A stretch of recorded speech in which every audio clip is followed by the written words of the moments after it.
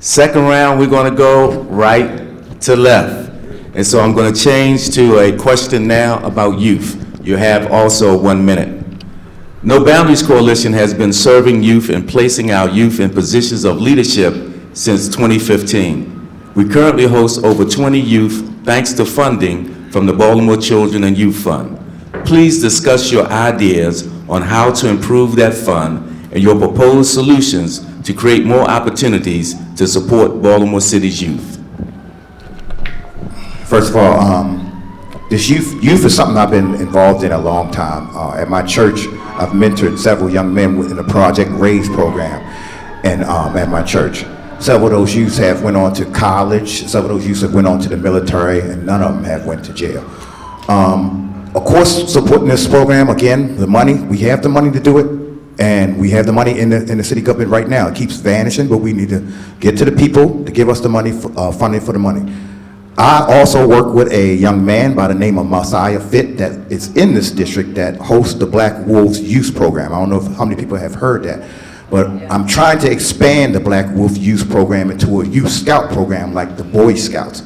Me and Messiah Fit, we work outside of Art Social Club with the Black Wolves, and the program is very successful getting the young kids off the street, plus educating them and sending them on to college. I want to take this program and make it into, I'm doing this already. I want to take this program and make this program into a youth scout program for this district. Thank you very much.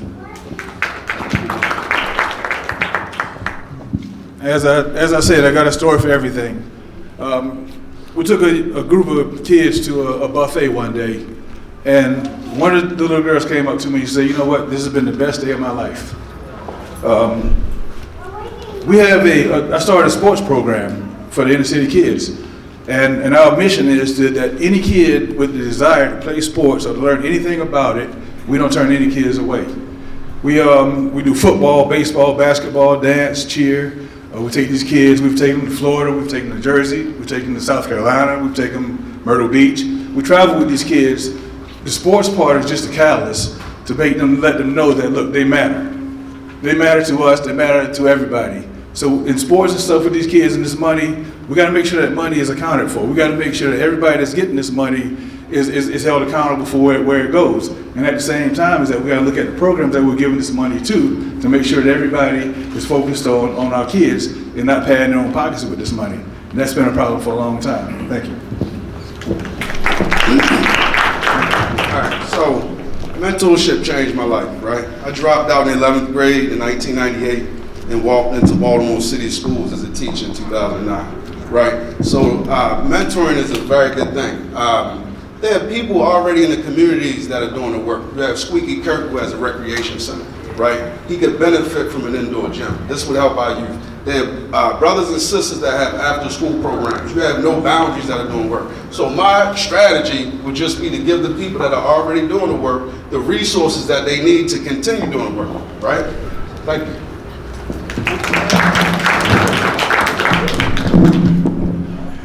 So again, the question was around the youth fund, and so part of the reason they have the youth fund is to really sponsor youth-led and youth-serving organizations. And so you look at what No Boundaries does. We're also looking at Jubilee Arts, and I think there's some things we can do in terms of entrepreneurship, teaching young people how to grow their own business that are sustainable. But I think the other piece is also technical assistance. We have to provide opportunities for our organizations to grow, and part of that is how to write grants, how to be able to receive money, but then also how to run their own businesses. These are the things the youth fund was set up for us to do, and again, we need to be able to expand it. Also making sure that we're accountable and having that conduit that's going to provide those resources for the funding. So again, thank you for the opportunity. The youth fund is a great piece, and I do appreciate what No Boundaries continues to do in terms of budgeting, in terms of leadership within our young people.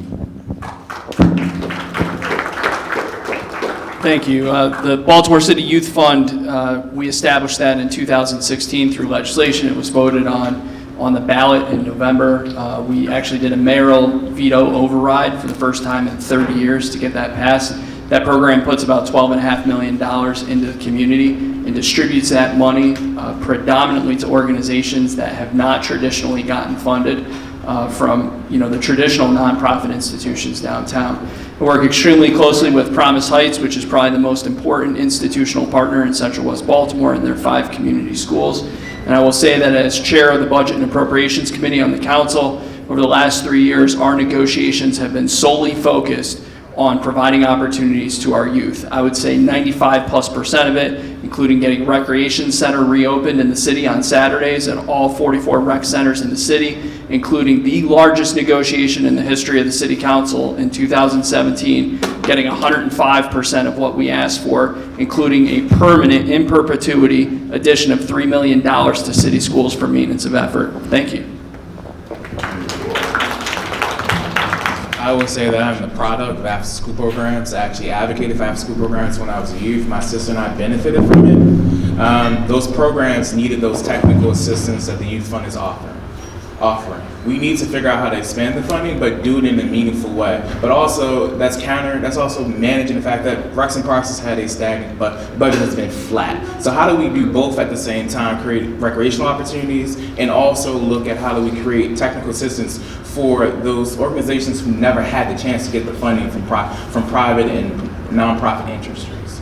So one of the things we have to do is, one, look at where it's going, how's the maintenance efforts happening, how we support them, get them stable, then start looking at funding for additional programming and start scaling up more and more. And one of the things I think the council needs to do is think about the strategic plan behind it, and then look at where the funding comes from within the budget currently.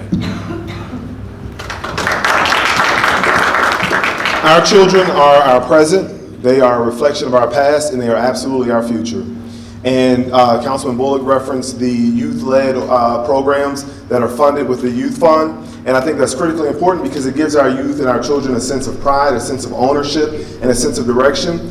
But one of the things that I want to say is if these programs are not funding therapies, mental health and behavioral health therapies for our youth, then we're not doing them any service. Our children are facing and dealing with so much trauma in our communities because their parents are dealing with a lot of trauma, and they see a lot of, and they witness a lot of trauma.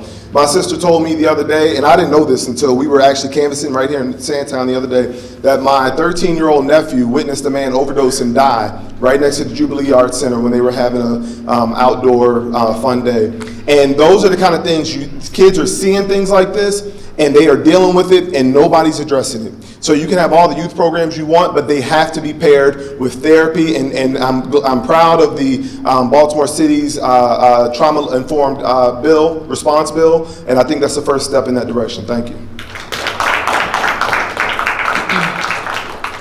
Much as what was just shared, I too agree that our children need more access to programs. I think No Boundaries is doing a wonderful job. But what I would like to see more of is a community partnership with No Boundaries in the schools. As an educator, I have students who come to school high on marijuana, smelling like weed. They feel hopeless. They feel like no one is listening. And it does not matter if we build it, they will not come.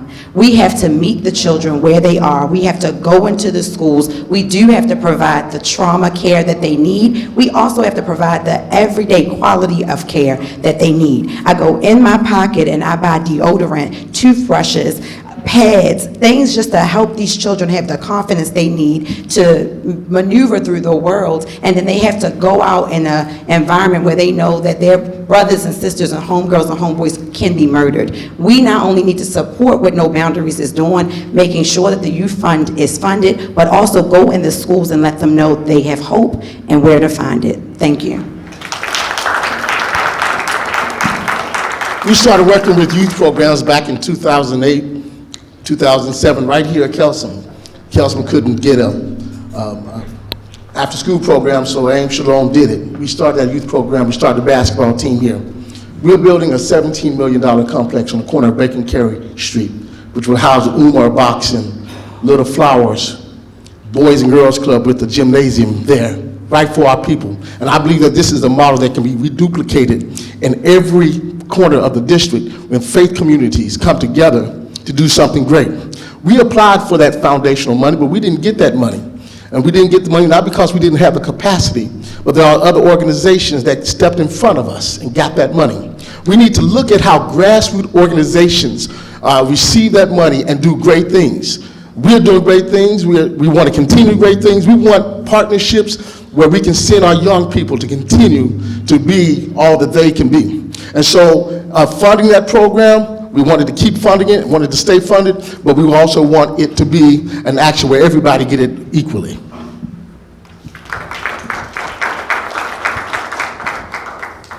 Reverend, thank you for not making me go first for every question. Something that you've heard more than once in the answers to this question are to do work like this, you have to find the people in the community who are already doing it and support them. And that is a philosophy that you have seen throughout the history of the entire civil rights movement, whether it was the Highlander Folk House in Tennessee, or Ella Baker in the work that she did in the Mississippi Delta, which I think got a shout out here tonight already. The question that we have to ask is whether or not the Youth Fund, as it is currently administered, is doing that job, and I think the answer is no. I believe that the contract to administer the Youth Fund has to be rebid, or better yet, with a functional quadrennial audit program, which is relatively new, with an independent inspector general, which is also new. The comptroller's office or the mayor's office should administer that program directly. Get rid of the middlemen, find the people, and support them. Thank you. It's also, this is a public safety question. You have 1 minute. On any given day, if we drive down North Avenue from Fulton Street to Utah Place, we will see drug dealers, panhandlers, and squeegee workers. What are non-law enforcement solutions to address the issue of non-traditional street entrepreneurs, including but not limited to panhandlers, squeegee workers, and open-air drug dealers?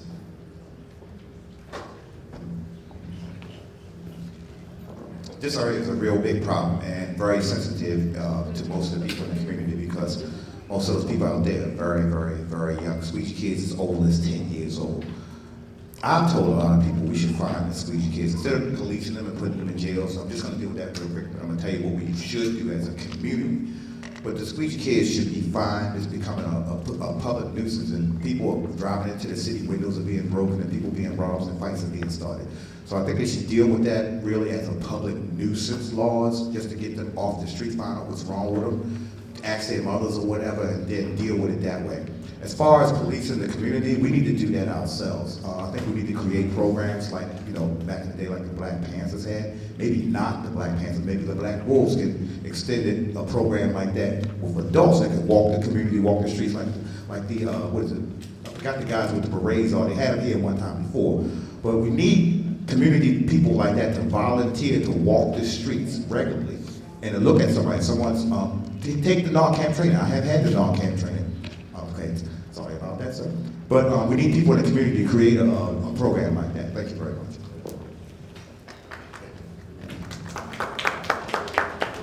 Here I go with another one of my sayings: you can lead a horse to water, but you can't make him drink it. With all the drug addiction going on in the city, we definitely need more drug treatment. We need facilities where these people can go for a period of time and to get themselves together. There's a lot of good people out there that are using drugs. I know some of my friends that have used drugs, got off, got back on. But see, I know the person that they are. People need help. We live in a time right now where people need help. We can't keep turning our backs on people just because they don't look like us. We got to find a way to help these people. Some drug treatment, meetings, places where they can go long term, get themselves together. Even if it's out of the state, we got to find some funding. And maybe we got a lot of abandoned houses, buildings, all kind of stuff. Let's turn some of the stuff into treatment. And once again, I always say, man, the city can always find money for anything they want to do. Let's find money to help these people get where they need to be. The problem is that the black population in Baltimore is living in third world conditions. When you look at the infrastructure, buildings falling down, there are streets in Iraq that look better than streets in West Baltimore. The squeegee boys come from families, right? They didn't just up and decide to go out. Something's going on in the home. So we have to improve quality of life so that they don't need to go out and feel like they need to wash windows for money. They need to have more recreational opportunities, but their families need income. We need an economy in the 9th District. Thank you. So I say this as an educator and as a father. It takes our men in our community to step up. In many cases, the women in our community have been leading our faith institutions, our neighborhood associations, our civic organizations. It's important for us to step up and be the men that we're called to be. The other thing we have to do is also look at it from an educational point of view. The fact is our schools need to be community schools. That means opening up our doors in terms of job training, re-entry programs, all those things that folks need the tools to be able to take care of themselves. And get our young people saying, hey, look, we have a recreation center. It might not be basketball, it might not be music, but what is it that you're interested in doing? How do we create these incubators within our communities and tap into some of that energy and some of those ideas and some of that ingenuity these young people have? That's sort of the solution from the root to the end. That's how we address it. Thank you. Squeegee kids, as well as drug dealing, are incredibly complex challenges. We're not going to solve them overnight. Anyone who tells you that the solution is to lock them up is lying to themselves. And anyone on the other end who tells you the solution is to solely focus on the underlying root causes is also lying to themselves. It requires a comprehensive approach that deals with short-term, medium-term, and long-term. When we talk about non-law enforcement related options to deal with these issues, the thing that I think about is programs like citywide youth development. Rashid Aziz, someone who I've been working with for 5.5 years, he's opening up his facility on North Avenue in the 7th District. I recognize it's not in my district, but he's someone I've been working with since he first popped up at Lexington Market to provide entrepreneurship opportunities for our youth around textiles and food service. Those are the types of programs that we need to be supporting, recognizing that it's nearly impossible to transition squeegee kids and drug dealers to 8 to 5 jobs. There has to be a cash transition, and there's got to be entrepreneurship opportunities along the way. Thank you. Let's just call it what it is. This economy of survival. Often our communities are experiencing in modes where they have to survive. I grew up in Latrobe homes. I can tell you that often we don't think about the root causes, but we also don't think about the systemic effects of racism, structural racism, and how we approach it. I'm glad you mentioned panhandlers as well, because in my legal training, a squeegee kid has a legal reason to be on that corner if they're offering a service. It is not against the law, it's not for being fined. But we need to think about, one, how do we do wraparound services for them? How do we get that transition with those cash transactions? I personally feel as though that we need an entrepreneurial school in Baltimore City schools, because those young men who are out there, those young women out there, they have skills that they have not tapped yet. And I can tell you that we can do that. We can do that when we invest strategically in how we can get their interests funneled into the right places. But we also got to think about, why are people there? And that's housing, that's jobs. These are things that we have to think about and how we can strategically put those things back in place and make things affordable and easy in Baltimore City again.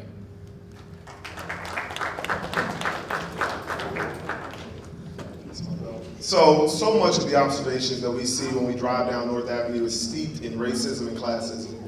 When the opioid epidemic hit white communities as hard as it did over the past decade or so, we knew immediately what we had to do. We had to address therapies, we had to provide treatment, and we had to provide opportunities for them to come up out of that. So we've been dealing with the drug problem in Baltimore for generations.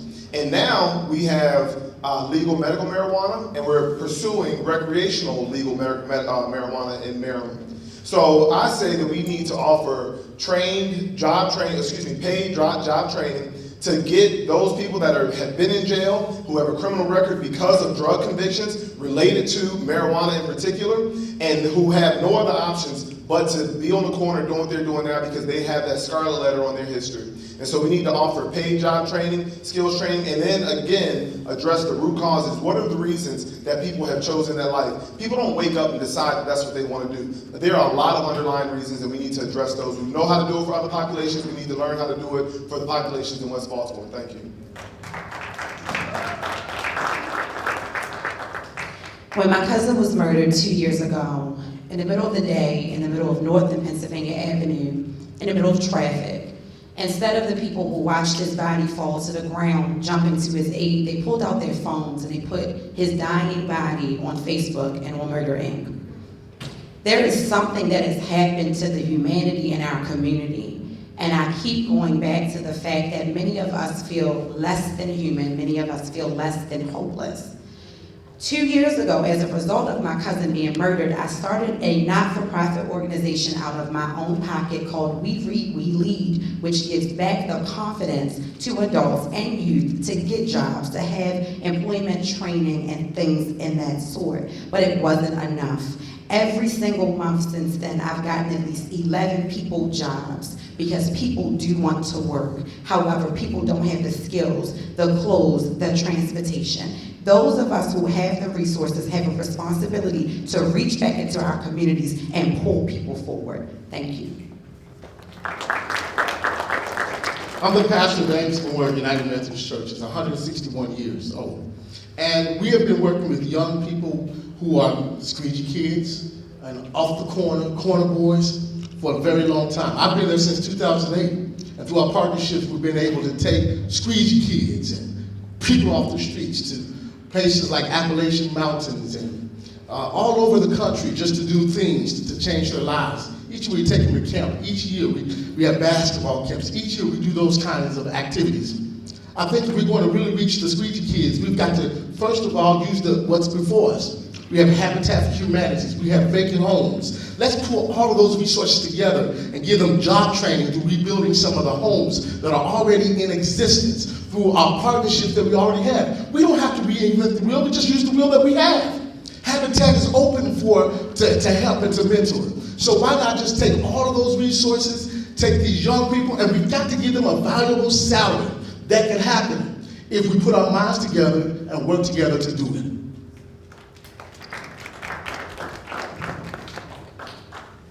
Thank you. So as far as the two-part question, what do we need to do about the drug dealers and drug addicts who are out on the street, and then about the squeegee kids? I'm not a public health professional, but the people who are public health professionals will tell you that the number one treatment in terms of efficacy for opioid abuse is medication, meaning methadone. We need to find ways to reduce the stigma for methadone use. We need to find ways to increase the access to methadone treatment because that's something that lets people live a regular life. It allows them to step down their addiction. It gets them off the street and allows them to participate in society.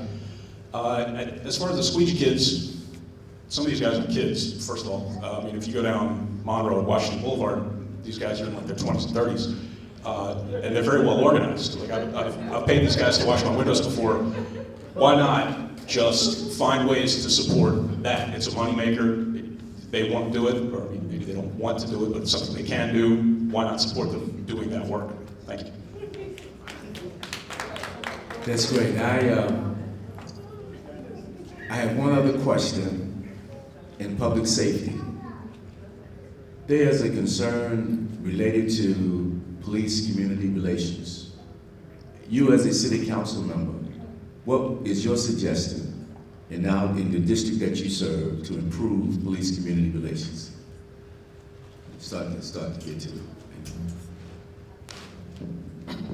Well, I work with a program right now with the Baltimore City Police called the Police Chaplains. These police chaplains go out into the community. Some of them are here today. Yeah. They go out into the community and oh, by the way, the name of that program for my last question just a few minutes was the Guardian Angels. We need a Guardian Angel program in Baltimore. The police chaplains go out to the community with the police and they make sure that there's no police brutality and nothing like that. We need to build the trust back up in the community with the police. There's been a bad problem that I said earlier that I wrote a body cam bill for. There's been a bad problem with police brutality. So we need to start building trust back up with the community. And the only way to do that is for the police and the community to come back together like the chaplain program and bring them both together for programs like cookouts and stuff for the summer, stuff for the women, have them bring coats out to the people, have them walk the beat, and I'm already working to do this. I will work hard to do this. When I get into city council and have those programs such as the police chaplain expand and community relations and build trust back up to the community again. Thank you very much.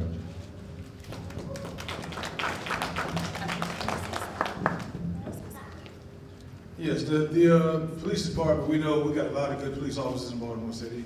And what I do right now, we do a sports program with the police department actually. I coach for the Southwestern football team. We do flag football during the season. And also what I believe in is that I love community policing. But what we got to do is find a way to keep the same policemen in the same neighborhoods so they'll get to know who they're dealing with on a regular basis. A lot of times you'll find police officers coming from all over the city working in your part of town who don't know anybody, who's just trying to get through the day. A lot of them are overworked. If you look at their uniforms, a lot of them are wrinkled because they've already worked maybe a double or triple shift. But at the same time, community policing is always the best way to go. Because I remember even as a child, there's one police officer that I know and I remember his name, McKnight. So I remember that name because he was a nice guy, he was a police officer, but at the same time, he cared about us, but at the same time, he didn't take anything from us.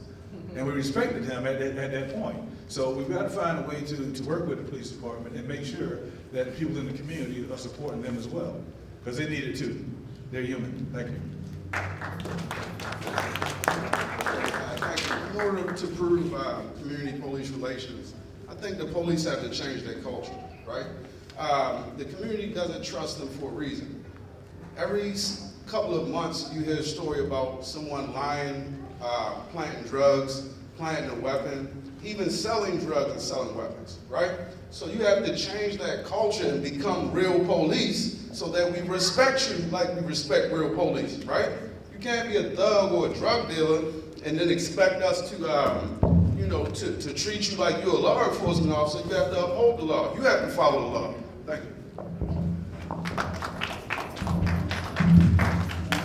All right, so actually there are two constituents who are in the room tonight who are part of the Western District Community Relations Council. And that's an important piece because on a monthly basis, you have neighborhood leaders who are meeting with district commanders and talking about not only statistics, but also to work together. But make no mistake, No Boundaries was very instrumental, its leadership was very instrumental in the consent decree. Now, we know of all the things that happened as it relates to Freddie Gray, but the reality is we have to look at our policing practices and making sure they're constitutional. That's one piece of it. The other piece to look at is also civilian review. We have to be in a position as citizens to look at the practice of the police department, review cases, and be able to have teeth in some of these laws. This is how we then change the culture, the patterns, the practices of the police department. And again, working together not only with the command staff, but with the everyday officers, walking our neighborhoods as we do when we do our community walks, and also showing up to community meetings. This is how we break down these barriers between the communities and the police. Thank you. Thank you. This isn't a problem that's going to be solved while anyone on this stage is in city council office, including myself.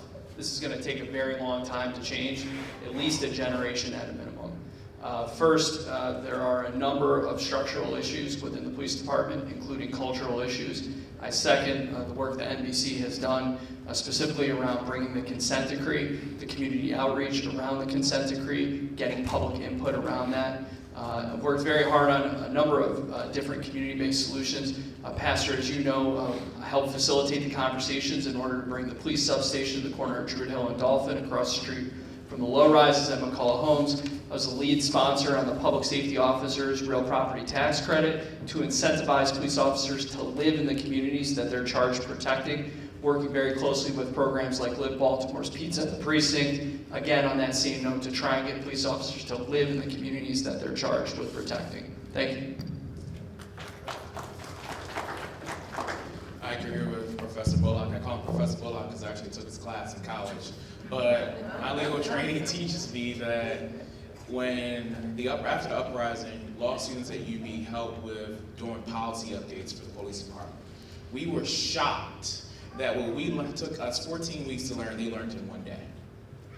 And we couldn't master it just for our final exam. So imagine being put on the street to actually master how to properly do a Terry stop and not looking at the data to say that they're improperly doing the stops. For me, it's more about being data-driven, about where we deploy officers and how they interact with residents. The other piece is making sure that the consent decree is implemented with community input, but also increasing positive interactions. Officers need to have an actual requirement in their contracts to actually get out and interact. Also, we need to have our cadets out there interacting with the public too, because then we're building the culture from the beginning to the end, so that you understand that the people that you serve are the people that you talk to daily. So I agree with Councilman Bullock and the need for an expansion of and a little more accountability with the civilian review board and the police. I think there needs to be some teeth there. One of the things that I work on is the Collaborative Planning and Implementation Committee of the CPIC. And one of the things that has been increasingly encouraging there, and something that I think one of the ways that you can increase and improve policing with the community is something similar to the CP. That is a process where you have a number of different professionals, people with lived experiences, and the goal is to improve interactions and reduce them between police and persons with behavioral and mental health issues. And if we expand that to other populations and other demographics, I think that process has been extremely positive, because we have helped to change some of the policies that the Baltimore City Police Department work on, and we have increased the number, that process has increased the number of crisis intervention trained officers. And so again, an expansion of a process such as that, where the community is involved, many various different stakeholders are involved, and the police are involved, I think has been an incredibly encouraging process. Thank you. If you hate your job, it shows. There are many police officers who have admitted that they do not live in Baltimore City, they do not like working in Baltimore City, and they hate the work that they do. That is critical for us to call out, because we have to raise and grow our own.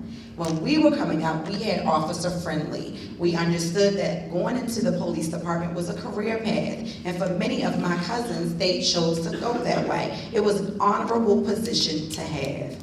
We need to take two approaches. One, bringing back the customer service aspect of police officers. Police officers touch us on so many aspects, not just emergencies and domestic disputes, but they should be someone that we can look toward and forward to helping us in our communities, keep us safe, and keep things kind of in order. Secondly, the cadets program. There should be pipelining, and this is something that I'm hoping in District 7 we can do as a pilot, pipelining right from middle school to high school and to the cadets, so that we can grow our own, raise our own, and support our own. Thank you. 2008, we started working with No Boundaries. That's when they started out. Ruth Lewis used to come to the meetings, and I remember those times that youth was a discussion. There used to be a thing called the POWER program. POWER program was a way to involve police with athletics to inspire young people. We can't put the blame just on the police department, but we've got to also deal with what we have done as a community, how we set back and allow things to happen. We got to deal with the justice system, how the justice system has not enforced the laws. And when you look at these things, this trilogy, then we have a new avenue that we must approach. We're building this youth center. We've talked, there's a dear lady by the name of Willa Brooks who worked with the POWER program, who trained POWER officers to work with that program. I say let's bring the POWER program back and let's get it going on from that direction. We can do that right now. We can start getting officers to volunteer right now into the gymnasiums to do the work in the community. That's what No Boundaries was about at one point, dealing with youth and cleaning up the block. Let's go back to the landmark and do that again. Thank you. Thank you. I was very glad to hear from multiple candidates on here the statement that the Civilian Review Board needs to have some teeth. I'm pretty sure there are more people who have left the Civilian Review Board out of frustration than there are cops who have been disciplined by the Civilian Review Board. So I definitely think there's room for improvement there in terms of increased accountability. In terms of building a relationship with the community, I grew up in a neighborhood called Glenmont on Lockridge Boulevard, and at my elementary school, which was called Hillendale then, it's called Halstead now, we had something called the Police Athletic League, where cops ran an after-school program. There were free video games and pool tables. There was always, 20, 30, 50 kids in there building personal relationships with the police. I'm not talking about, like dance-off on Instagram where, one of the competitors has a Glock 22 on her hip that kind of makes me a little uncomfortable, but there is definitely ways for us to build relationships between the police and the youth. Thank you. We're coming down to the final two questions. In this one, we will go now from left to right on this one. Then my final one will go from right to left. This is in the area of community health. There are neighborhoods in 21217 that are plagued with vacant homes, open-air drug markets, trash, and illegal dumping sites. What is your legislative plan within city government to remedy some of these problems? Thanks. In terms of community health, I think that community health legislation, I would love to see stiff increases in the fines for illegal dumping. I would love to see additional code enforcement for illegal dumping and for littering. I would also like to see changes to the Baltimore Housing Code that's going to require additional abatement work from new developments. All the time, you know, some of the big trash problems come from the construction sites or the renovations that you see around town. The other thing I would like to see for community health is I would like to see the Tree Baltimore plan to increase the city's tree canopy to 40% in that codified. I would like a legislative mandate, because that's something that cleans air, which improves respiratory health, cleans the water, and cools off the urban heat islands, I think they call them. Yes, thank you.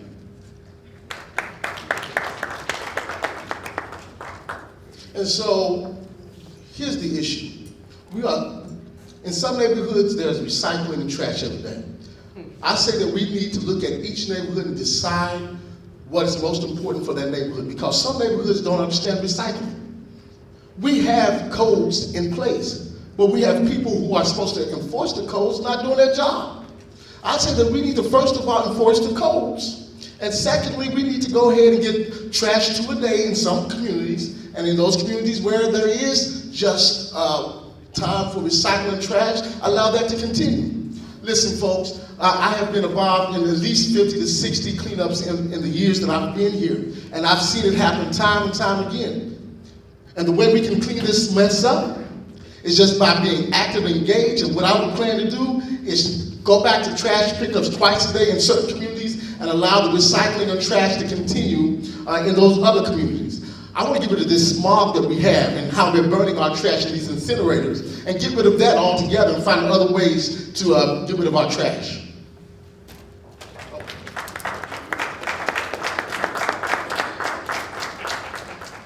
Legislatively, I would focus on passing a 4-tier Quality of Life Act, let's call it. We've been working under the premise of RISE, R-I-S-E. It means restore, invest, support, and educate. We can talk what we would do, could do, until we're blue in the face, but too frequently we do not think about passing legislation that affects and mandates the quality of life improvements and enhancements, including making sure that the incinerators are closing, making sure that we have compostable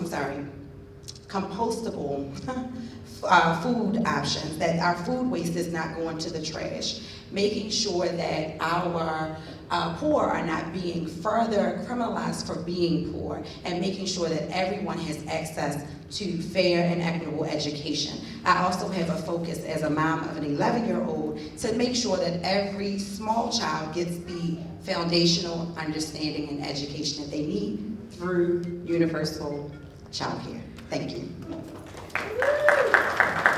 So my work in healthcare policy has shown me that one of the number one factors that contribute to poor health is lack of affordable and stable housing and home ownership. And you know, that was kind of a surprise to me, but if you think about it, if you have nowhere, if you're uncertain of where you're gonna lay your head at night and having a roof over your head, and you can't focus on any of the things that are necessary for good health. So one of the things I would focus on is an analysis and an evaluation of the maintenance costs on some of the city-owned properties throughout the city and how much we're actually spending on those properties, and use that money to fund home ownership programs. One of the things that I have been a part of, have worked with a friend of mine lately is Women Build over in near the Marble Hill area, where they have taken a block of houses and they have rehabbed those houses for single women to be affordable and to help them through that process. And so that is something I support. I support identifying funds and resources to increase home ownership in our communities, to take over some of those vacancies and blight. And with home ownership comes pride, and it comes a lack of the trash that you see plaguing so many of our communities. Thank you. As for healthcare, our healthcare institutions, according to the ACA, have to do needs assessments and supply how they're actually benefiting the communities in which they serve. Why not have them publicized and then incentivize them to actually provide healthcare in an appropriate way for each individual community? When I worked as the chief of staff for Vernon Jones Routwell, we fought to keep the doors open of Bowen Sikora because we knew that that would be a void that could not be filled. But the other piece is, we gotta think differently about vacant homes. One, we gotta think about how do we use HUD's neighborhood stabilization funding to think differently about what do we do? Because right now, what we're hearing is that there's not enough funding to get rid of the vacants. So how do we create container homes, which are cheap and rehabable for like $60,000? How we strategically place them in communities and get people who make less than $30,000 able to afford it, so that we can create a new tax base to start doing more things with abatement and everything else in this district. There aren't necessarily a plethora of legislative solutions at the local level to any of these three issues. Community health, open air drug markets, and vacants, including illegal dumping. But there are some things that we can do. Our health department is about 82% grant funded. We can push our health department to do more in terms of seeking grants to aid in community health activities. On the open air drug markets, it is again a very challenging issue. We need targeted enforcement of individuals that are carrying firearms in the city. That is what the drug trade is fueling all of the gun violence in our city. And on the illegal dumping piece, that's really a two-part problem. It's not DPW's problem. They're cleaning up the trash, and as soon as they clean it up, someone else is out there dumping. It's an education issue, which you heard some of the folks talk about, and it's also an enforcement issue with housing and code enforcement. And we fix those things through budgeting and making sure that we prioritize those things. So unfortunately, the 9th District has over a third of the vacant lots and vacant properties in the city. And many of those lots are havens for dumping, for trash, and the like. But we continue to hold our agencies accountable through 311 complaints and holding hearings to make sure they do their job. But you asked about legislation, so let me be specific. Two bills that I was the lead sponsor on that got passed. One was banning styrofoam. You look at those chicken boxes and those cups and all those things in our gutters, we got that banned. But the other piece that I'm even more proud of is the Fund the Trust Act. We're talking about money that can be used, millions of dollars that can be used for blight elimination, for home ownership, for rental assistance. These are things we need to do in terms of looking at what we do for also community land trusts, opportunities to keep areas permanently affordable and to deal with the issue of blight that's facing us every day. Those are the solutions. Not totally, but those are the things we started working on and we continue doing the best for. The abandoned houses in the 9th District, I would seize them under the principle of eminent domain. A lot of these properties are owned by county residents, and they're basically real estate speculators, and they're waiting until the real estate prices go high. But in the meantime, they're nuisance spots, right? People use drugs in them, rats and everything, so these properties need to be seized. I would also overhaul the city's MBE system, right? Because there's a lot of fraud in the MBE system. Black contractors are supposed to get their fair share of contracts, but they go to companies that might have a black person at their head, but they're majority staffed by non-black people. This siphons money out of our community, and this is one thing I would change.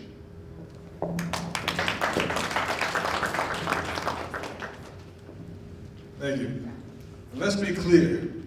Most of the abandoned houses in our wonderful city are owned by Baltimore City. Let's be clear about that. So what we have to do, they did the dollar program a long time ago, but what they didn't do was give people access to fix them up. So all of these houses, what in turn, what they do is revert back to the city. So now, once again, they're city-owned properties. As Dr. Bullock stated, with all abandoned houses, I think most of them in my neighborhood. So what we gotta do is we also gotta engage the small haulers. People clean these houses out as well. If you go get a permit from the city, I think on that permit should state how you plan to dispose of anything you take out of that house. Because what they do is they take things out of these houses, they destroy them, and they're in the alley. They're everywhere. So on that permit, when you acquire a permit from Baltimore City, on that permit should state your plan for disposal of your trash. And the last thing is engage the small haulers in Baltimore. I brought it to the attention the other day, is that Baltimore has a huge bed bug problem. So when you ask them, when you call 311 and they tell you, we'll be there next month, are you gonna keep that mattress in your house until they come pick it up? No. Let's engage the licensed small haulers to help out with the stuff that we need to get done. Thank you. I was at three of the cleanups Clint Klasick had here in Baltimore City, cleaning up the trash, and she called 311 and someone came immediately and picked that trash up. And she said to me, she said, we can't get 311 for the citizens to call and them do that. But for us, they came and did it. She said, if I go somewhere in the county and call, they'll pick it up even faster. So we got a problem with 311 picking up trash, but that is not the main problem. The main problem is the vacant homes. The vacant homes drive to drug dealers and it drives people to dump the trash. I've been told that the vacant homes is controlled by the sheriff's department, and the sheriff's department has been in there 20 years. Kurt Hans has been in there 20 years, and he doesn't do anything about these vacant homes. These vacant homes are sitting in the property, make Baltimore look bad, and get money for it, and of course, again, the money disappears. We need to start with that office first and get these vacant homes into the right developer's hand. Like you said, it's going into other people's hands instead of our hands. I propose that we do bring up the dollar program. And when the dollar program for $1 a home, we can get those homes, build those homes up, get a contractor. A lot of us have skills and we can build homes. We don't even have to have people on the street. And then when you do that, you take pride in the area, there won't be no trash dumping, and we will, the drug dealers won't come to our area to sell drugs in where there's people at. Thank you very much.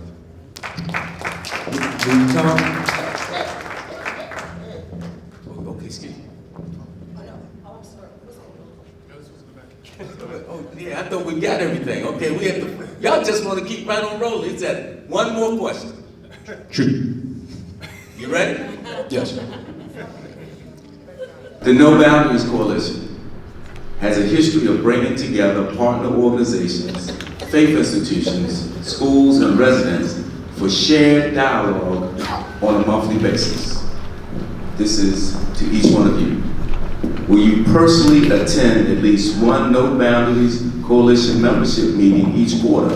And will you work with No Boundaries Coalition on community initiatives? Yes. This is a full 60 question? 60 seconds? Yeah. Yes. Yes. One of the most productive ways that you can accomplish things is to build as broad a coalition as possible. And in my personal life, we do that through the church, we do that through the Woodbury Community Association, we do that through the Hamden Merchants Association, we do that through partnering with nonprofits like Baltimore Green Space, Flowering Tree Trails, the City Rec and Parks Department.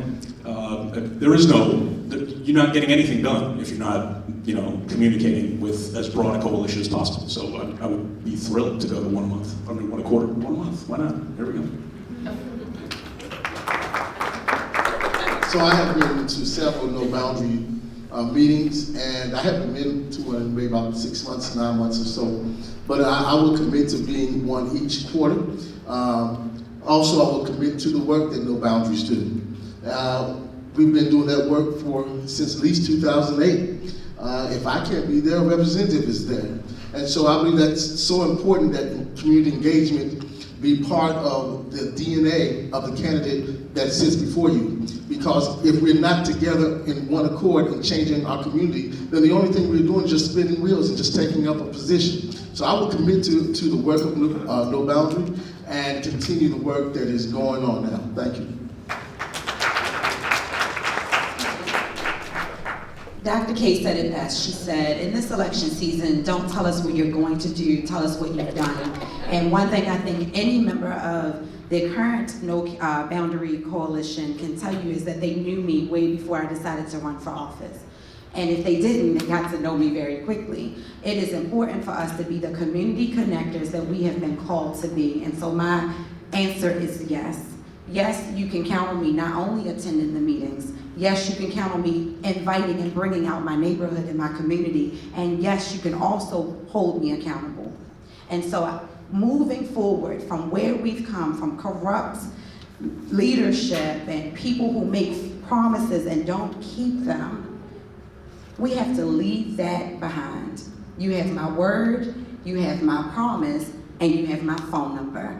This is my commitment to you. That's an easy one. The answer is yes. And regardless of the outcome of this election, the answer is yes. I have not been engaged with No Boundaries Coalition recently. In the past, when I was with the Urban League Young Professionals, we were engaged with No Boundaries, and I was aware of the great work they do. But they are extremely visible. They are extremely responsive, and they do great work. If you've been to their website, there are a lot of great resources. They do a lot of great programs, and they make it easy to not only want to be involved, but to be involved and to know what's going on. So the answer is absolutely yes.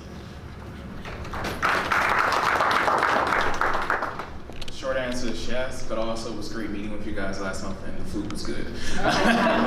But the other piece is that one of the things I talk about on the campaign trail is about being committed to my community and dedicated to progress. One of the things I've learned in my public service is that you should always have those town halls, those interactions, and you should always have a group of community leaders that you come through, you gather them monthly, you talk to them, you talk to business owners, because the thing about it is that if they're not diverse voices in participatory democracy in Baltimore City, the only thing that's going to happen is that people will have the means to continue to control the tide of the city.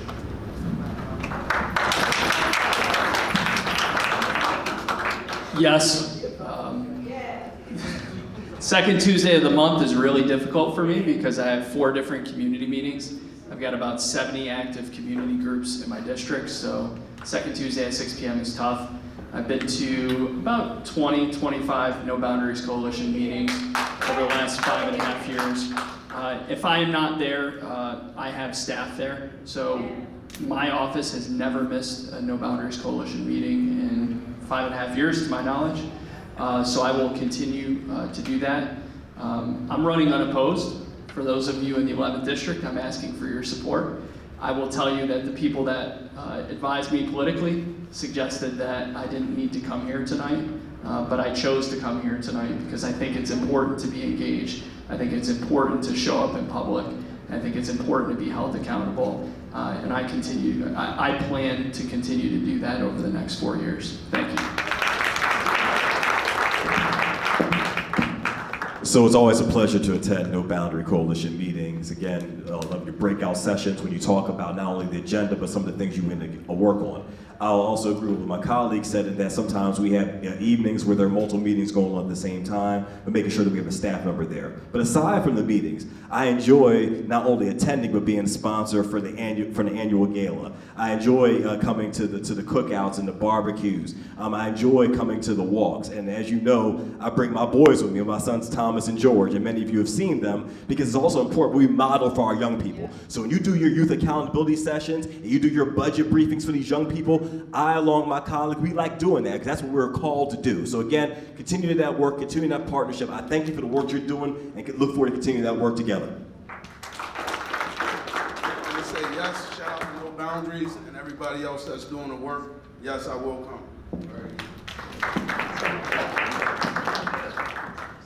You know, the politically correct thing to say would be yes, but I'm not politically correct.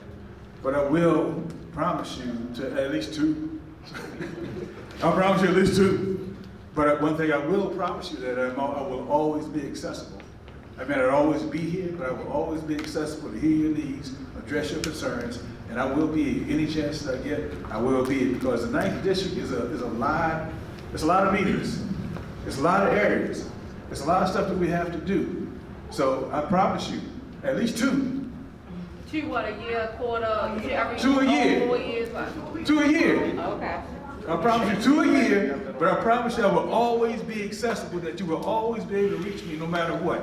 I use my personal cell phone number for what I do, not somebody answering my phone, I answer my own. So I promise you that I will always be there and I will always be accessible to you. Thank you. The answer, of course, is yes. I appreciate No Boundaries Coalition, this thing that you got on, because in my church, I go to my church meetings all the time. Now I can just switch them to you guys in the community. It's good for the community to have an organization that looks out for the community. So the answer is yes, I will be there at every meeting. If you can, email me. You got my email address? Just shoot me an email. I would love to come to a cookout. I would love to come to a march. I'll be there. Just email me. We've come to the final question. I just want to, let's give them applause. They've been very disciplined and diligent. Now, I want you to think about this last, because you're going to have 30 seconds to wrap up. But I want you to think of it this way. This is the field goal that's going to get you to the Super Bowl. The ball has been there, it's sitting there on the field, you got to kick it through, and I'm going to change the order this time. This is what I'm going to do this time. 30 seconds to wrap up. I'm going to start with the unopposed Councilman Eric Costello. Then I'm going to go 1-2 on the side. 3, 4 on that side, 5, 6 on that side, 7, 8 on that side, and 9. All right? So, field goal, hike, 30 seconds, go. I thought this was a softball question when you said field goal and was just going to say Justin Tucker and sit down. My office, my philosophy is to prioritize constituent services above everything else. I would like to think that that is what my reputation is as. I plan to continue to do that. My cell phone number is on my business card. I hand those out like Halloween candy. I will continue to work around the clock, 24/7, to help improve outcomes for our residents in Baltimore City. Thank you.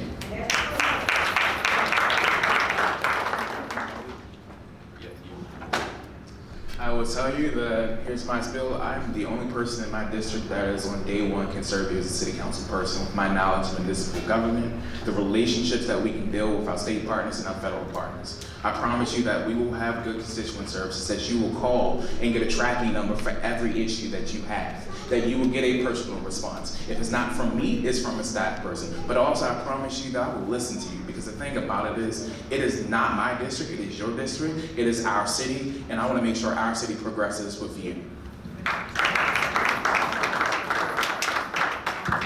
So good evening and thank you for the opportunity.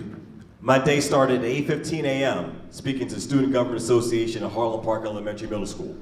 It's now 8 p.m. But see, 12-hour days are not a strange concept to me, because this is what we do. This is the service we're called to engage in, and so I look forward to continuing this service. Again, all day, we have hearings, we have meetings, but I make it my priority to be here, to be with you. God bless you all. I look forward to serving you in the future. So, passion in education does not equate to leadership. Leaders need to be humble. Leaders need to know when they don't know the answer. And leaders need to put the people they serve before them. And at the end of the day, I care about you, I care about your families, and the dignity and the humanity of the people in the 7th District and in Baltimore City are at the heart of why I'm running for elected office. Thank you.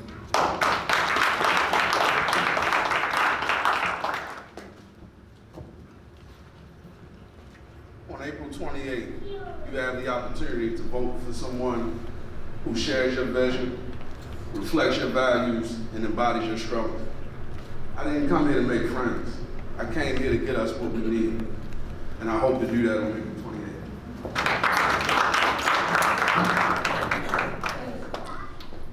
As the only woman on the ballot, as the only person running for 7th District City Council who was born and raised in the actual 7th District, I am asking you to not only vote for me, but I'm asking you to stand with me as we regain the power in our community. We restore our community, and we bring hope and safety and cleanliness back to our city streets. It is important for us to get away from the machine politics and the politicians who handpick who they think is next. And I am asking you to stand with me, Tory Rose, District 7.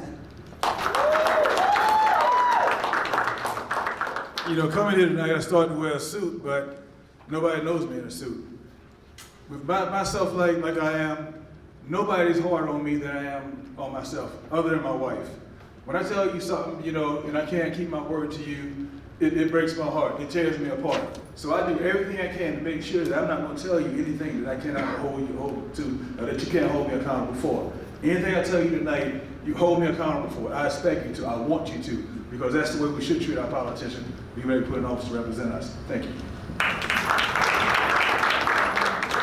Let me be real. James, Brian, Tori, and Mike, these are very handsome people, and they're great people. But right now, you're voting for someone who got hands-on experience in community. If you want, I would vote for James. If I were looking for someone to be a congressman, I would vote for him. He has the experience. But if you want somebody whose hands have been sullied by digging deep into the wells of community, then I am your person. I'm the only person with the experience and the know-how on day one to make the connections. So vote Rodney Hudson, and you'll never get it. My grandfather had a restaurant in this district, Bland's Carryout on Riggs Avenue. His name is Christopher Bland. I'm his grandson. I'm tired of seeing a district look like this. I'm going in there to fix it. I'm the only candidate up here that can fix it in a different party lines. I'm going to bring you school choice where you can go to a school and get a voucher to go to a private school of your choice. I can bring that because I'm the only one in the party lines that can bring that. I also want to fix the homeless problem, and the opioid problem is a thing of the past when I get in office. Give me the pleasure of serving as your next councilman, and I will not make promises. I will get stuff done. Thank you.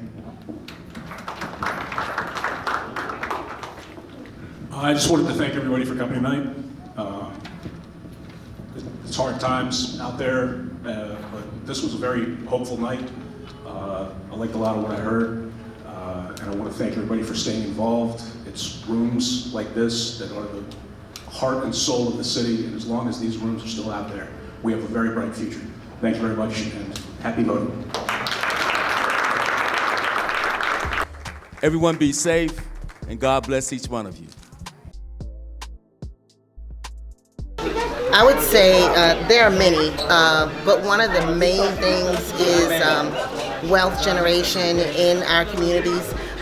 One of the candidates said that by 2025 or something like that, that we're slated, or 2050 I think is what he said, that we in this community are slated to have 0% of the wealth. That is very disturbing, because I think it's very important that we not only capture some of the wealth, but grow it. It's definitely public health and safety. I do want to make sure that we are addressing the blight, because every time I see a vacant building, I think of someone's life. And I thought another important issue addressed was homelessness, especially on, well, it's not inside the 7th district, but it's homelessness on like North Avenue. Even though it's near us, it still affects us on the daily. It affects what's going into the kids' minds, and you know, kids are the leader of the future, so I feel like that's important too. Definitely, James Torrance had great things to say. He had plans in place. He had a thought out plan of attack for everything that we talked about tonight, and I thought that was incredibly impressive, something that stood out amongst all the candidates. Favorite candidate for the 7th is Brian Sims, because I know him. He's my brother. I know him very well, and I know that he is very determined. He's the kind of person that rolls up his sleeves and just gets it done. You know, he's always had a deep concern for social issues, especially the tough ones. That don't have an easy answer. He's always been very involved. He's always given his own time and his own resources to fix problems. So even if he wasn't my brother, I would campaign for him, I would vote for him, I would donate, I would do whatever necessary to get him in that position. I forgot her name, but it was a woman, and she was really outspoken, and she was really elaborate on what she was planning to do for the city. I think her name is Miss Rose. She talked about, you know, let's put some things in the past, because now we have to have an action plan for right now. And I like that, because she wants to talk about children, their health. She wants to talk about community, specifically about the 7th district. And she lives there. She's raising a child there. She's had some experiences and some losses, and I think that was very heartfelt.